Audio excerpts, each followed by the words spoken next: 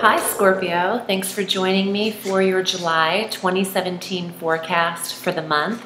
Thank you for subscribing to the channel and for your support on my Facebook business page, Audrey Alison, Astrology and Tarot, and for following me on Instagram. And this month is packed with Leo energy, and that is another fixed sign like Scorpio. So a lot of these Leo placements are going to square the placements that you have in Scorpio. So I'm just giving you a heads up for that. If you feel July is full of a little bit of underlying tension, that's where it streams from. I'm shuffling the Lost Tarot of Nostradamus by John Matthews and Will Kingham. And I'm getting very strong energy from this tarot deck. Let's start. For Scorpio, on the 4th of July, we have Venus entering Gemini, and this will activate your intimacy sector and your shared resources. And Venus could benefit both of those areas because she is the planet that governs all of the love and romance, but she's also security and our resources as well, because she has both of the Taurian influence and the Libran influence. So when she's in Gemini, you're connecting in your intimacies and your sexual experiences very lovingly. And there's a harmony to Venus in the 8th house. You could smooth over any financial stalls or pending inheritance or settlements that are pending, and you could see that there's a more harmonious tone to anyone who's, I'm getting a feeling of anyone in the family that's arguing over someone else's money who has passed. This is all smoothed over and coming from a place of love and not greed. So keep that in mind. On the 5th of July, Mercury enters Leo, and this will activate all of the Leo energy for this month.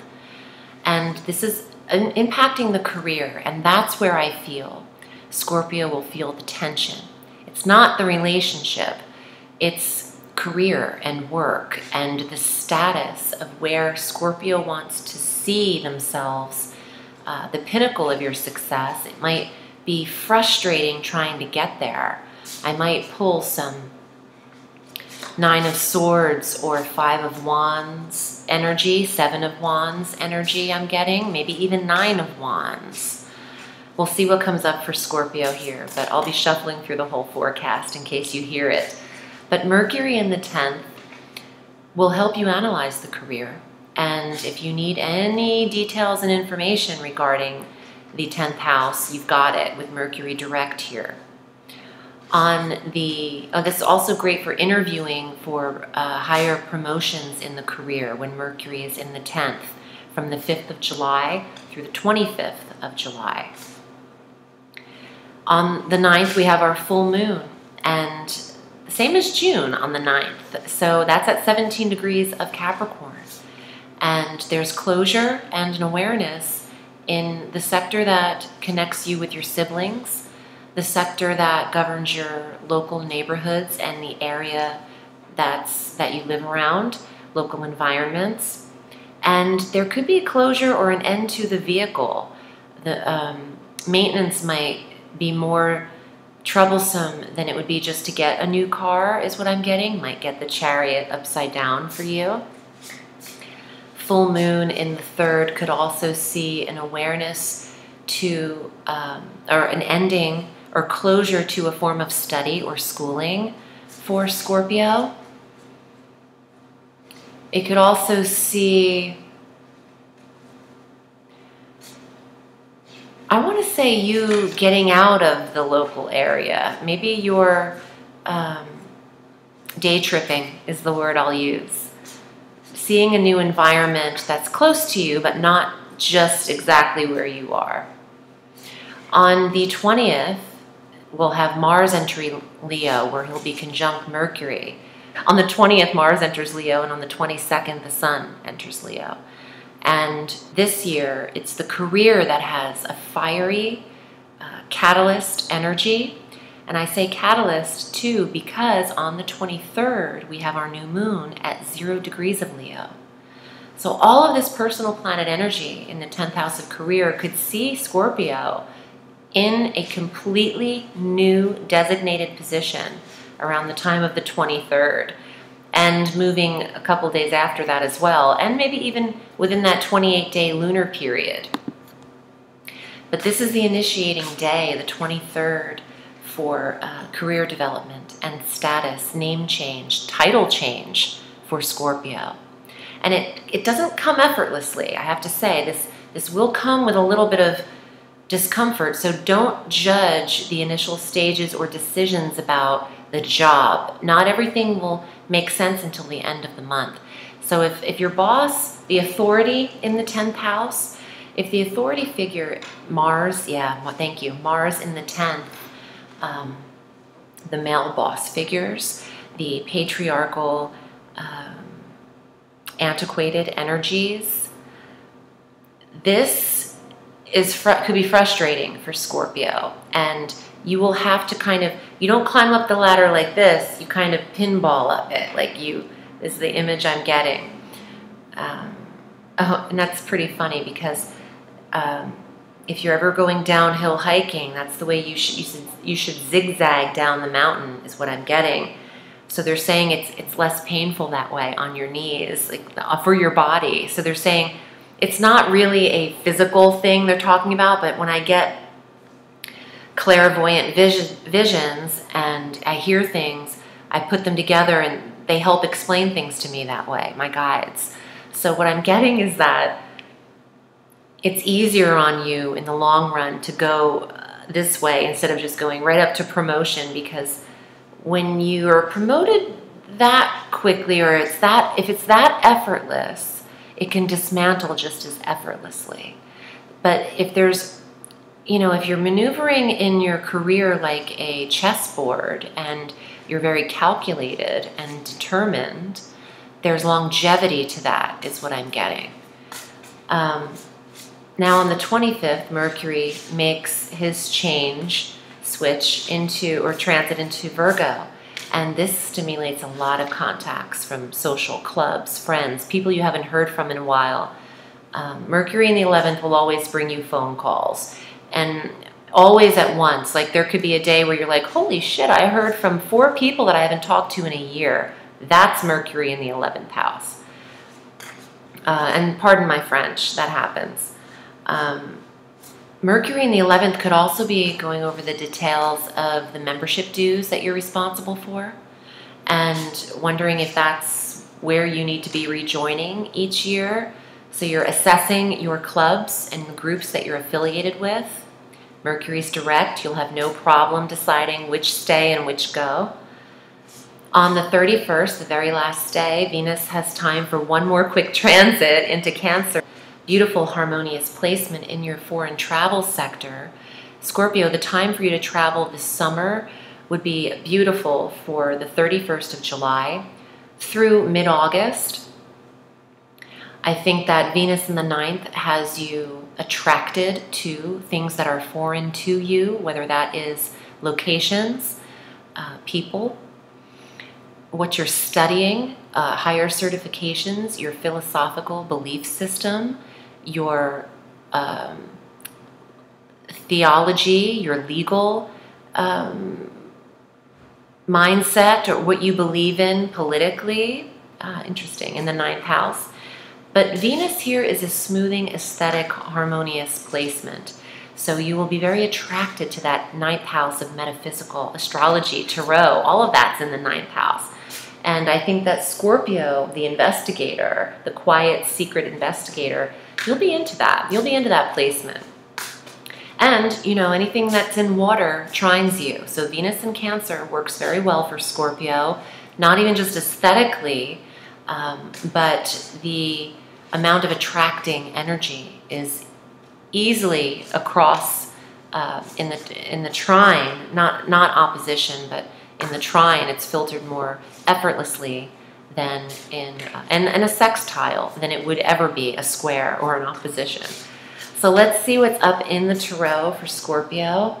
And if you'd like to read with me, I am at audreyalison.com. I read all through the week, and you can select your reading length, and I'll get back to you in an email. Also, if you're interested in how I work with the tarot and how I've learned all of this and how my process truly is in my readings, you can consider taking my course that I wrote and published on the first day of spring. It's called The Magic of Tarot, Connecting Mind, Body, and Soul.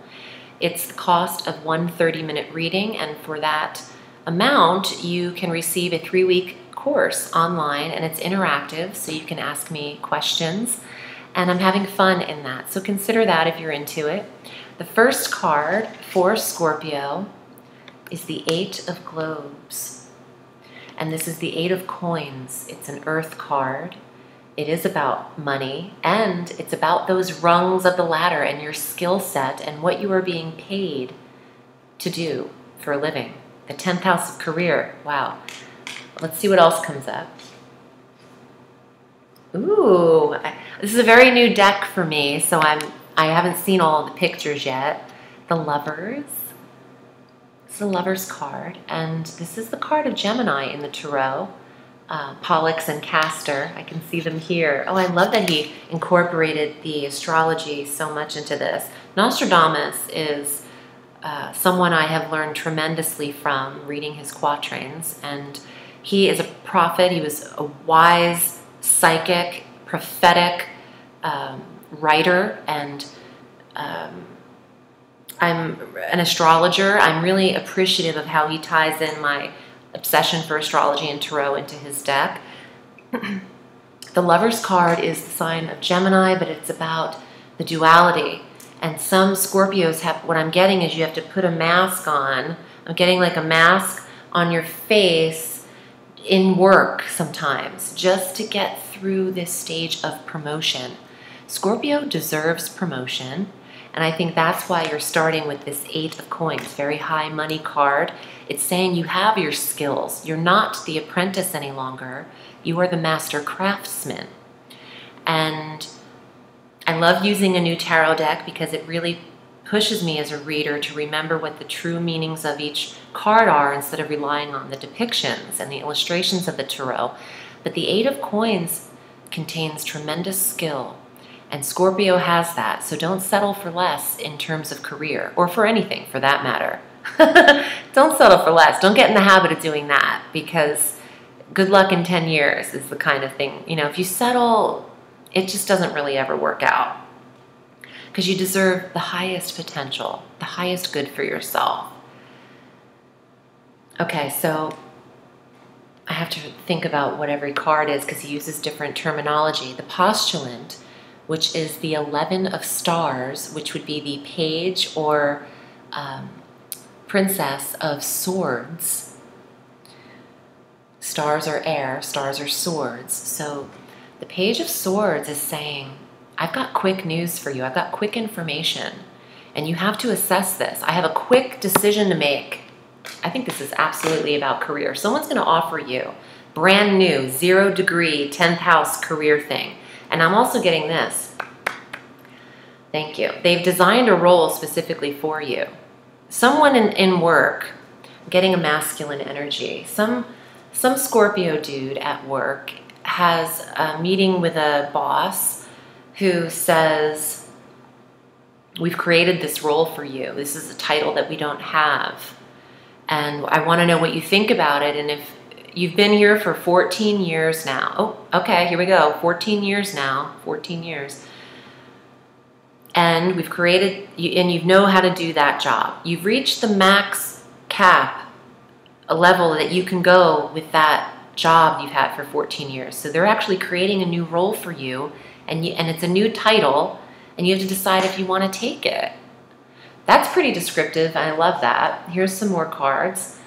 6 of Sun. Ooh, this is a victory card. 6 of Wands. This is outweighing the competition. This is victory, charging on the horse. Those guys, they're protected. They're not wavering. Don't waver. Don't settle for less. Don't take less money. Tell them you need more. You're worth it. And trust me, if they don't think you are, there's someone that will think that you are. Wait, what am I saying? There's someone that will. So that's what I'm trying to say. Okay. Ooh, okay, so this is the Queen of Swords, the Abbess, Abbess, but this 13 is the Queen, and the star is Swords, so the Queen of Swords. Yes, okay, they're saying you're worth it and don't settle. The Queen of Swords is someone in the tarot who would never settle, and this could be a female boss that you have, Scorpio. She could be a Libra, a Gemini, or an Aquarius. Interesting, because this is Gemini, and this is Gemini. There is a Gemini boss, perhaps, for Scorpio. And tell her you need more money, and you're worth it. So, or you can take on, if you don't have a Gemini female boss, you could take on the persona of the Queen of Swords who would never settle for less. She says exactly what she means and only that. She doesn't speak too much and she doesn't speak too little. She's assertive. She is the ruler of her domain. She's a little bitter and she might not have, a bone to pick, a little resentful. So maybe don't go into the interview with your boss with all that on your chest, but just know to be discerning and clear thinking with the Queen of Swords. To start off with this 8 of coins, that globe around him wants to tell me that there could be an internet business that's going on. This is talking about too. The World Wide Web. Now, that's not my normal go-to. I would say www, so they want to say the World Wide Web. There's promotion, global promotion for Scorpio. I think that you will have an opportunity or an offer come in from these air signs, or just the boss, the authority figure, who would be Swords, and the quick message, the Page of Swords, asking you that question, which is also Swords. Do you want this opportunity? Do you want this role? So it's something that you have to consider. You have free will, so choose wisely. Remember, Scorpio, the sky is limitless, so reach for the stars.